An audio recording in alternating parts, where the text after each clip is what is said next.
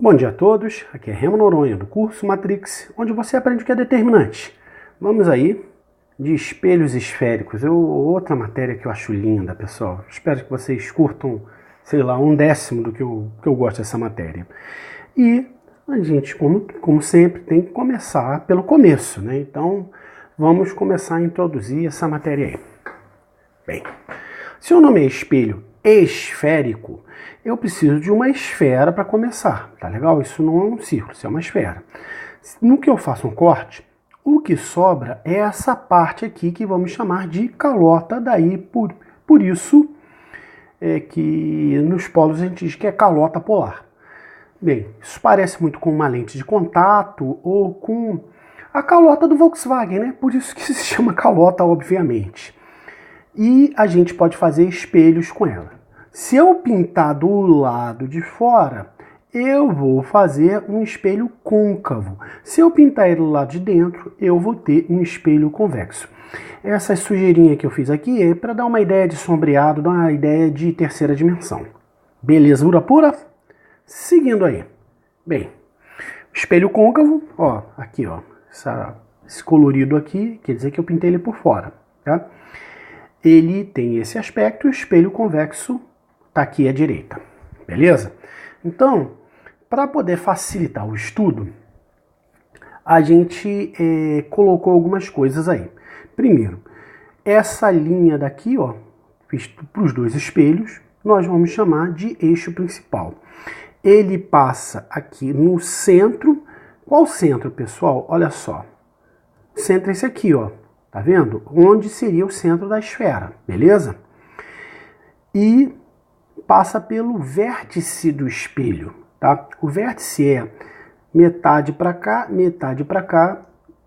Então, aonde você prolongar o raio que bater aqui, ele bate no vértice, então dê continuidade para poder fazer o eixo principal, beleza? O eixo secundário é qualquer linha que passe pelo centro do espelho, beleza? Bem, centro eu já falei, tá ele aqui. Foco. Daqui a pouco a gente vai ver o porquê, mas mais ou menos na metade do caminho do raio, então o raio aí dividido por 2, você tem um ponto que fica entre o centro óptico e o vértice, e ele vai ser o foco do espelho. Beleza, pessoal? E o vértice a gente já falou. Então esses são os elementos que a gente precisa enxergar, tá? E no caso do espelho convexo é a mesma coisa, centro, foco e vértice. Seguindo aí, vamos para as condições de Gauss. Porque, gente, você já deve ter visto a sua imagem numa colher, por exemplo. Aí a imagem fica toda distorcida e tudo mais. Então, o que acontece? O espelho ele tem que ser bem polido e também o objeto ele tem que ter um tamanho comparável ao tamanho do espelho. Não pode ser um objeto grandão, porque os raios que vêm do espelho, tá ok? Que vêm para o espelho, eles não podem fazer um ângulo muito superior a 10 graus, porque você começa a ter imagens distorcidas. Então o que diz, tá? Raios de luz paralelos ou pouco inclinados em relação ao eixo principal. Então você precisa que isso aconteça para você fazer imagens razoáveis, tá ok? Então, para isso, as imagens, para formar imagens bacaninhas, que nem a gente vai ensinar aqui, o objeto não pode ser muito grande comparado com o próprio espelho, beleza?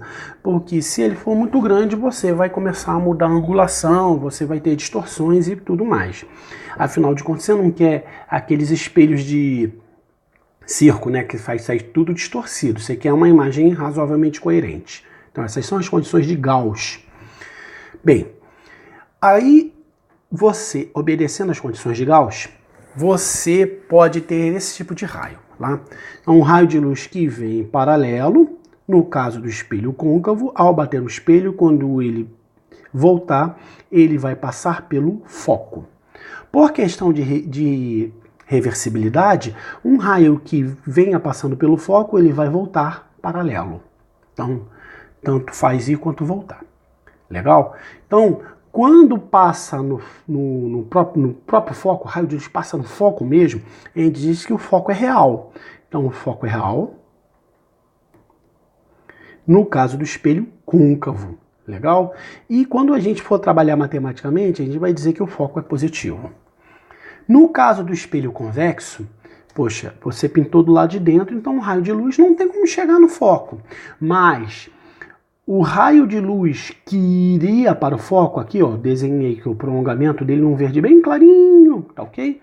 Ele sai paralelo.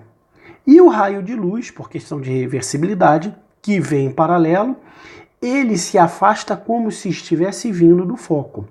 Mas ele passa no foco realmente? Não. Então esse foco aqui é um foco virtual. Legal? Real é quando o raio de luz passa lá. Tá vendo aqui que no caso do espelho côncavo está passando? No caso do espelho convexo é o prolongamento. Legal? Então, matematicamente, a gente vai dar um valor negativo aí, ou seja, na hora de fazer as contas, a gente vai dizer que o foco é menor do que zero. Beleza, pessoal? O outro caso é o raio de luz que bate em cima do vértice. Para esse vale o que o ângulo de incidência é igual ao ângulo de reflexão. Beleza? Então, tanto faz para o espelho côncavo, que está aqui à esquerda, quanto para o espelho convexo, aqui para a direita. O ângulo de incidência é igual ao ângulo de reflexão para o raio de luz que toca no vértice. Beleza, pessoal? Seguindo aí. Bem, o raio de luz que passa pelo centro, ele volta sobre si mesmo, no caso do espelho côncavo. E o raio de luz que está vindo para o centro, ele se reflete como se estivesse saindo do centro. Então, você vai ter uma questão de reversibilidade. Bem, se trata de reversibilidade, beleza? Vale para os dois espelhos aí, tanto para o espelho côncavo quanto para o espelho convexo. Beleza, pessoal? Seguindo aí, eu quero mostrar para vocês como é que a gente vai fazer a representação do doravante. Porque imagina, toda vez que tiver que desenhar, ter que desenhar assim, ninguém merece, né, pessoal? Então a gente precisava de um esquemão simplificado. E o esquema simplificado para o espelho côncavo, que vocês já viram, tem o foco real. Ele tá aqui, o espelho representado. Você faz ele retão, só dá uma quebrada aqui no final para você lembrar que o espelho é esférico, tá? O cruzamento entre o eixo óptico e o próprio espelho, você determina o vértice. Então você vê o centro óptico aí, tá aí bonitinho, e a meia distância, ou seja, essa distância daqui para cá é igual a essa distância daqui para cá, você localiza o foco do espelho côncavo, que no caso dele, a gente já viu, o raio de luz realmente passa por ele, então você tem um foco real e maior do que zero, positivo. Legal? Agora vamos lá. No caso do espelho convexo, eu nem desenhei o centro óptico, né? Porque faltou espaço aí, né? Na verdade, gente, desculpa, faltou planejamento, mas você consegue imaginar o centro óptico aqui um pouquinho para a direita, beleza? Aí o vértice está aqui, ó, o cruzamento do eixo principal com o próprio espelho. O espelho convexo você pintou ele por dentro aqui, ó, beleza? Ok? E o foco do espelho convexo, eu deixo eu insistir, o raio de luz não passa nele, é um foco virtual, então a gente matematicamente vai dizer que ele tem um valor negativo. Beleza, pessoal?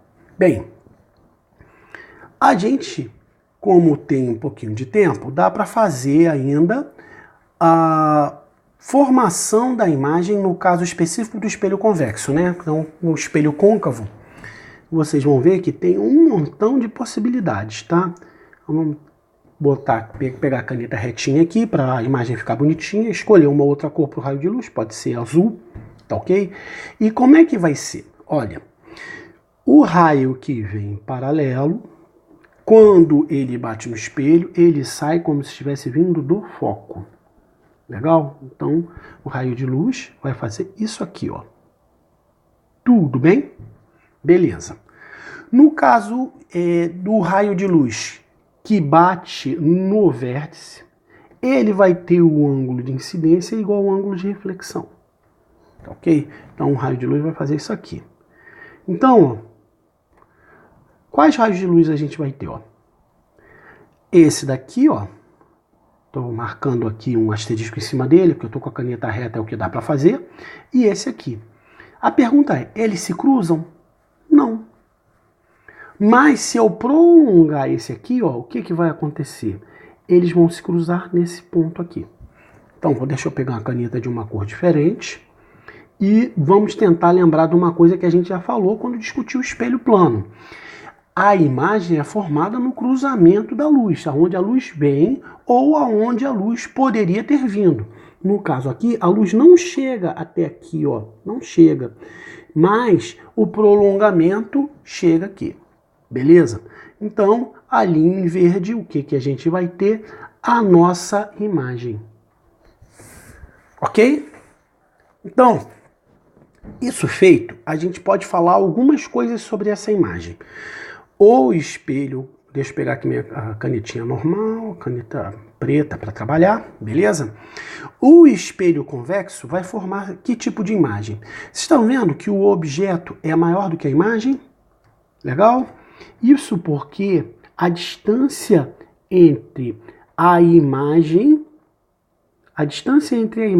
e o espelho é menor. Esse P' é menor do que P.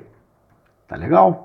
E a gente vai ver na hora que fizer as contas que vai ter uma proporção, tá?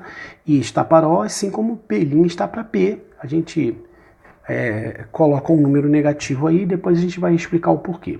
Não estou preocupado com as contas, só quero que vocês se foquem agora na formação da imagem, beleza? Então, ó, o que, que a gente tem? O objeto está de cabeça para cima, a imagem está de cabeça para cima. Quando objeto e imagem estão apontando para o mesmo lado, a gente diz que a imagem é direita. Ok? A gente já viu uma imagem que não era assim, a imagem invertida, se vocês acompanham o canal. Quando a gente fez a imagem com câmera escura com orifício, vocês viram que a imagem se forma de cabeça para baixo, aquele tipo de imagem invertida. No caso aqui, imagem direita. Beleza? Agora repara o seguinte, ó. Estão vendo que o objeto é maior do que a imagem? Então ela vai ser menor. Finalmente, a gente pode observar o seguinte, ó. Vou reforçar o raio de luz para vocês enxergarem uma coisa. Deixa eu pegar aqui, ele retinho, bonitinho. Ok? Tá. Vou fazer ele um pouquinho mais grosso para vocês enxergarem, ó. Esse raio de luz vem daqui. E daqui ele vem para cá. Esse outro vem daqui e vai para lá. Estão vendo que o raio de luz ele não se cruza? O que se cruza é o prolongamento do raio de luz. Então, nesse caso, a gente vai dizer que a imagem é virtual. Então, espelhos convexos formam imagens direitas, menores e virtuais. Agora, tem uma coisa que eu canso de falar para os meus alunos. Para que serve um raio de espelho que a imagem fica menor? Interessante quando o espelho amplia a imagem, quando você consegue enxergar melhor com ele, a imagem ficou menor. Para que serve? Bem, a resposta está na vida, no dia a dia. Onde é que você encontra espelhos convexos?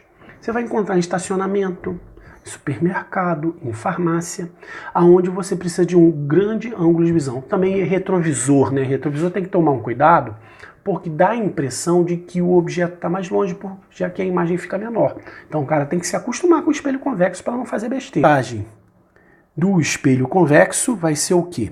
O amplo campo de visão. Legal? Então, vamos recapitular?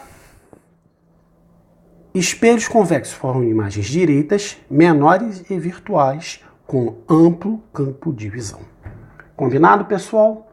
Bem, isso dito, fica aquele abraço.